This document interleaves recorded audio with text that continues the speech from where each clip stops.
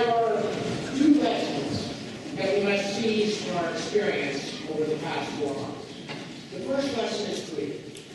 If, after Irene, we can rebuild over 500 miles of damaged roads and 34 bridges for a fraction of the normal cost, with dwindling federal resources in our future, we must apply those same lessons to maintain and rebuild Vermont's transportation infrastructure from this point forward. We will build faster, smarter, and more economic.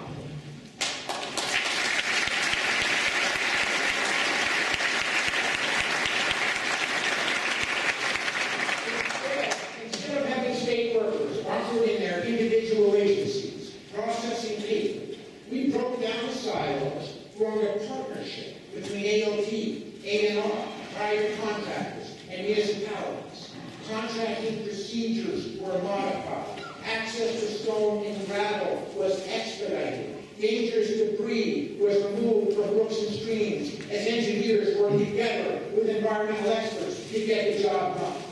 Projects that pre-Irene would have taken years got done in months. Environmental quality was preserved. Taxpayer dollars were saved, and roads and bridges were built to withstand the assault of extreme weather that means looms even larger in our future.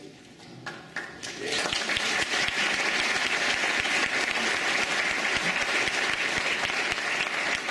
second lesson comes from the remarkable tenacity of the hundreds of small businesses that were drowned in water and mud, putting hard-working Vermonters out of work overnight.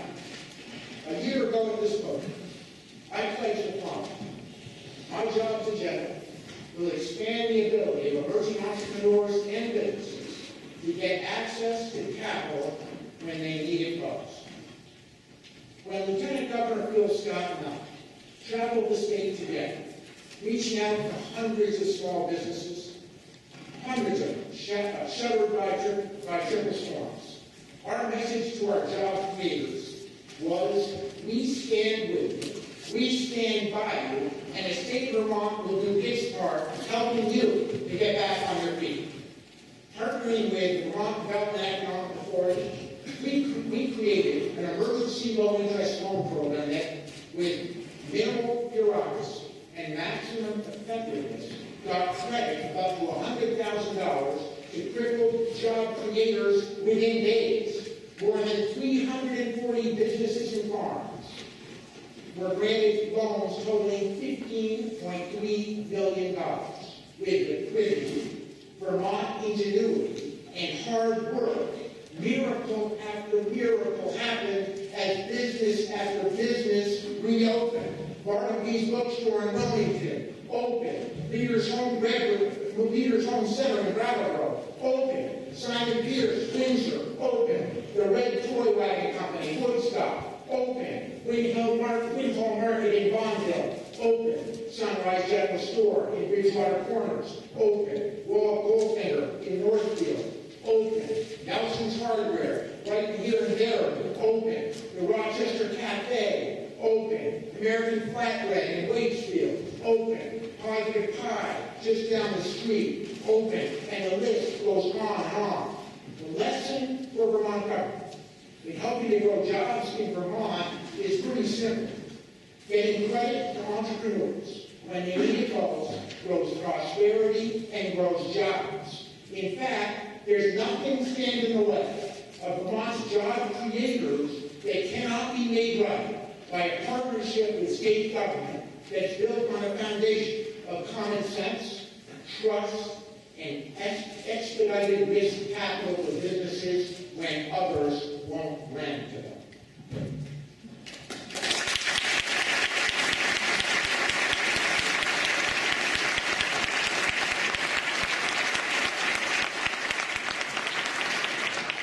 Vermont's response to Irene perfectly illustrates the strong state of our state. Perhaps the greatest lesson we can take from the challenges of the previous 4 months is that despite Irene's devastation, despite our heartbreak and our pain, we are bound by a common purpose. We're also bound by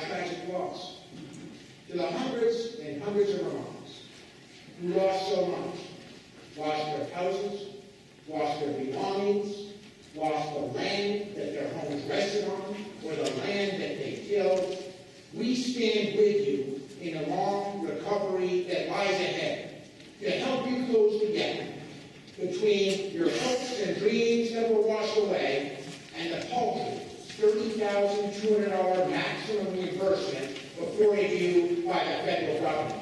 While we know that we can never make you whole, our resolve as your neighbors and friends to continue to help you rebuild your lives is as strong as ever.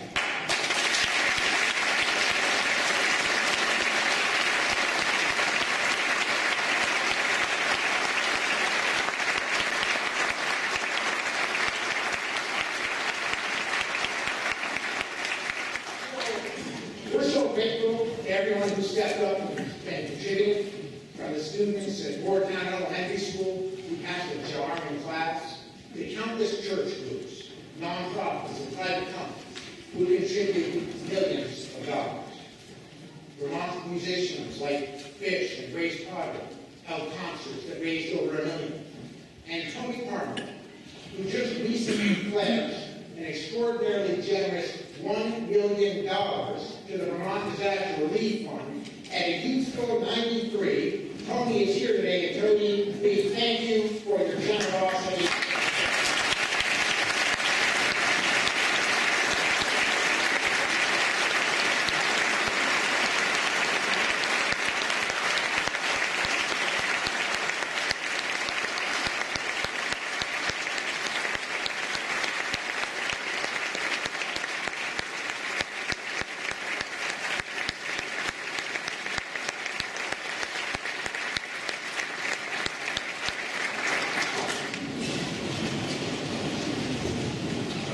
Vermonters have been so jealous, but we have many miles to travel before we rest and many dollars to raise before we sleep.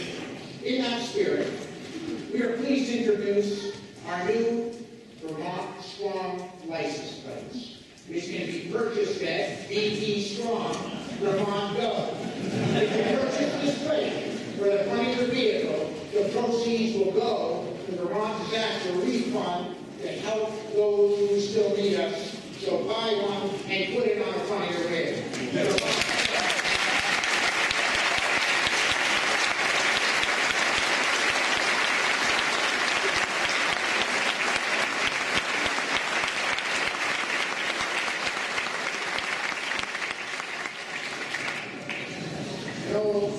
I can devote this entire speech to recovery because I do believe that Tropical Storm Irene represents a defining moment in Vermont's history.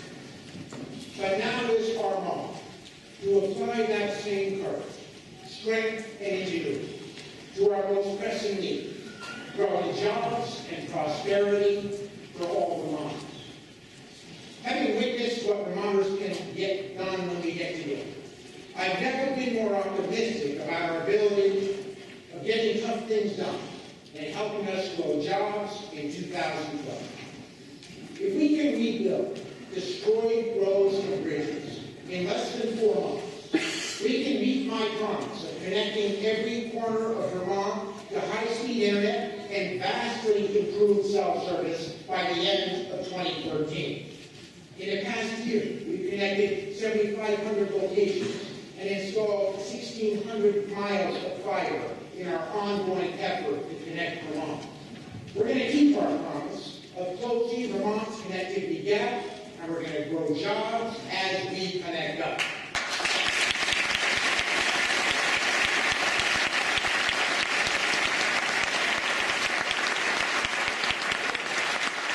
If we can rebuild our transportation infrastructure at 35 cents on the dollar, we can lead the nation in arresting the skyrocketing cost of health care that's hurting job growth and picking the pockets of our struggling middle class. Your Green Mountain Health Care Board is hard at work building that system.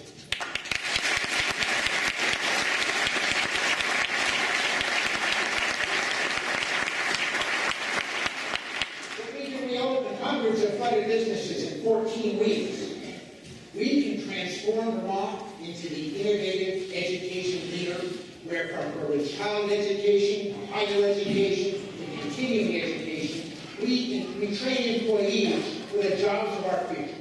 In my budget address next week, in addition to addressing the challenges and opportunities of replacing our state hospital and state complex, I will propose significant state investments in higher education Vermont students even more competitive and create opportunities for employers to recruit the employees that they are now seeking. We must do that together.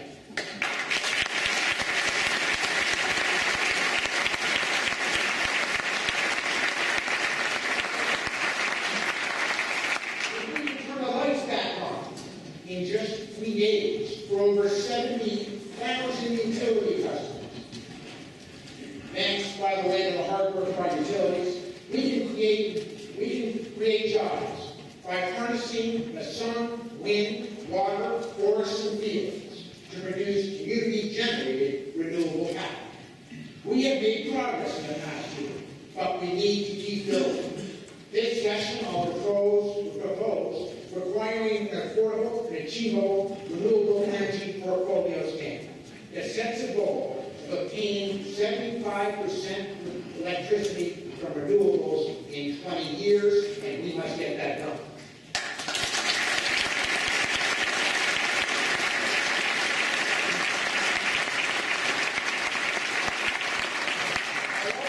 I'll also recommend that Vermont build on our standard offer program so that we can keep building renewables for Vermont's future.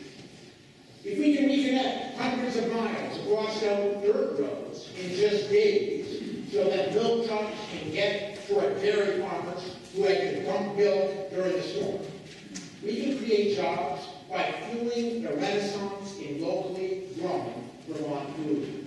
This year we'll continue to focus on our efforts on farm to plate, farm to fork, buy local, farmers markets, while addressing the challenge of producing enough Vermont-grown milk to meet the needs of our value-added dairy companies that are springing up all over Vermont.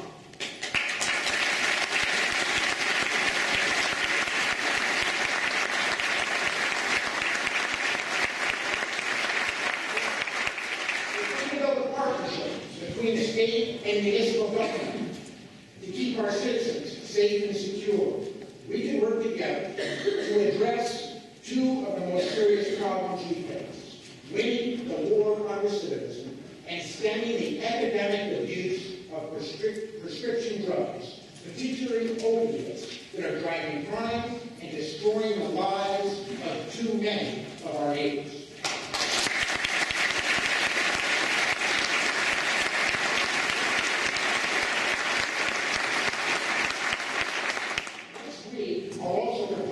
Changes to our prescription drug monitoring system. Access to the system by law enforcement needs to recognize an individual's right to privacy while giving law enforcement the tools they need to track down abuse so that we can fight prescription drug epidemics. This growing problem is so frightening because FDA-approved prescription drugs, and opiates in particular, are easy to get, but many of them are just as addictive and dangerous as street heroin and crack cocaine. Since taking office a year ago, I have visited countless businesses throughout the state, and we've met small business owners from Muller, who had a single idea to put the phrase "eat more kale" on T-shirts and now works 14-hour days to fill orders from across the country, to Briar and Adam Alpert at Biotech, a global leader in medical applications technology. I'm so optimistic about our jobs' future, and every day I see evidence of Vermont's entrepreneurial successes.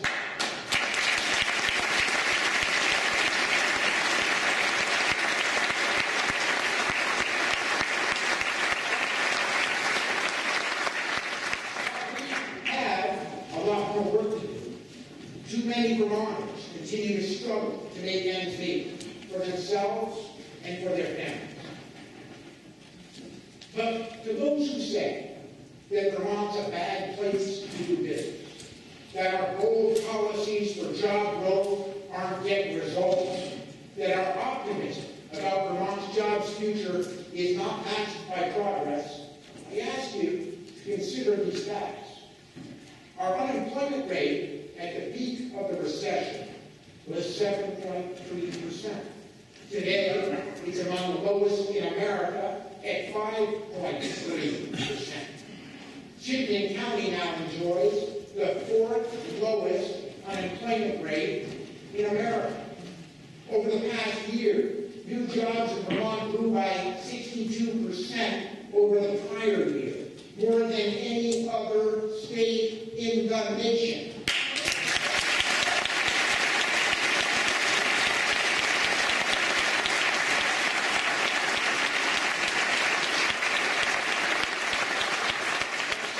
Vermont ranked second in a recent study on how well states use tax breaks and economic development subsidies to actually create jobs, and this legislature gets the credit for that.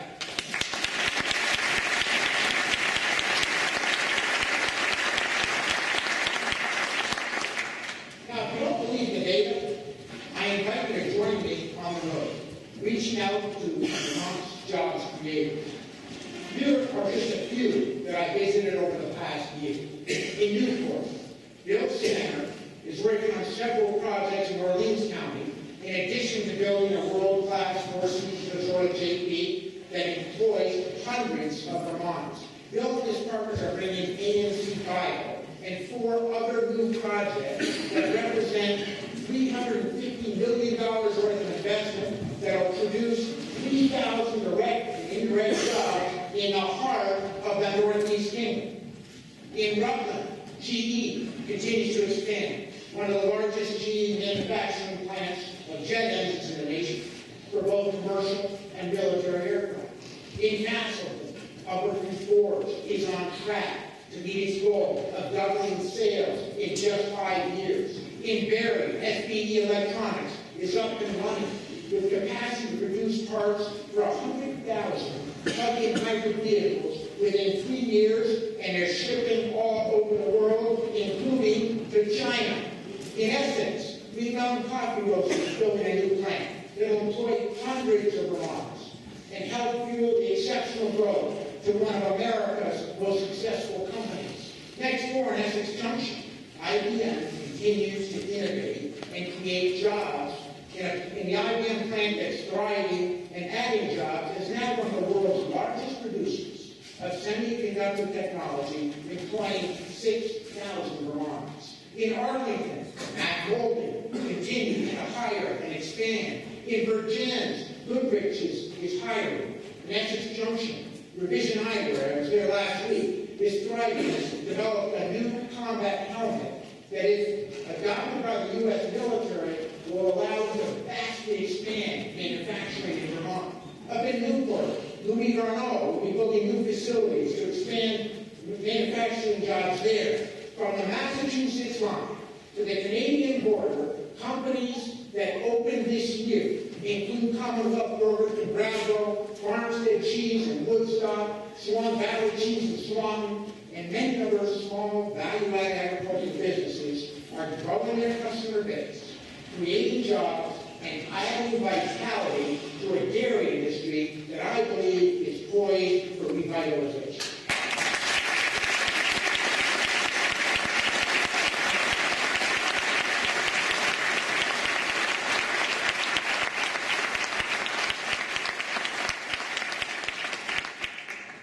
My administration and I commit ourselves every day to attracting entrepreneurs and growing jobs, one job at a time. And we slowly but surely will grow our way out of the most painful recession in our nation's history. Let me say one last word about staying competitive and creating jobs. Our tax policy has a direct impact on our jobs future. You may have heard me say this before, but Vermont's problem is not that our taxes are not high enough. It is that they are too high. I'm a proud and strong supporter of Vermont's progressive income tax structure, the most progressive in the country, where, unlike the federal government, we require our wealthiest citizens to pay their fair share of income tax. But we cannot correct the failures of Washington from the State House in Montpelier, and we must be always mindful that every day we compete with our neighboring states for the same jobs. Therefore, I remain determined not to increase broad-based taxes on Vermonters as we begin to see signs of modest economic growth.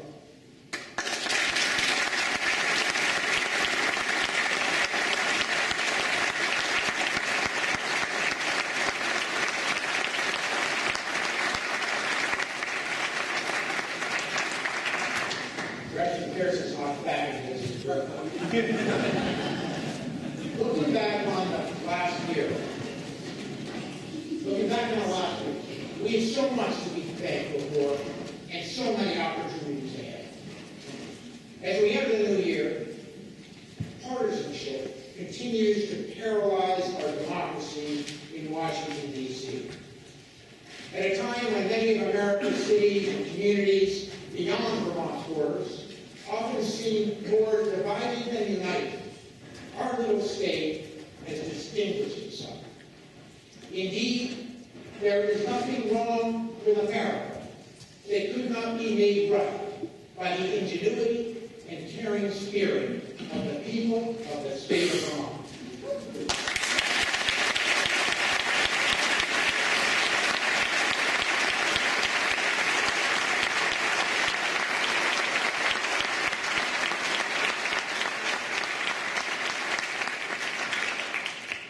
By continuing to set aside what divides us and finding common ground to unite us, we will rebuild our state better than the way Eileen found us, while making the bold decisions that will lead us to continued job growth and a bright future for Vermont.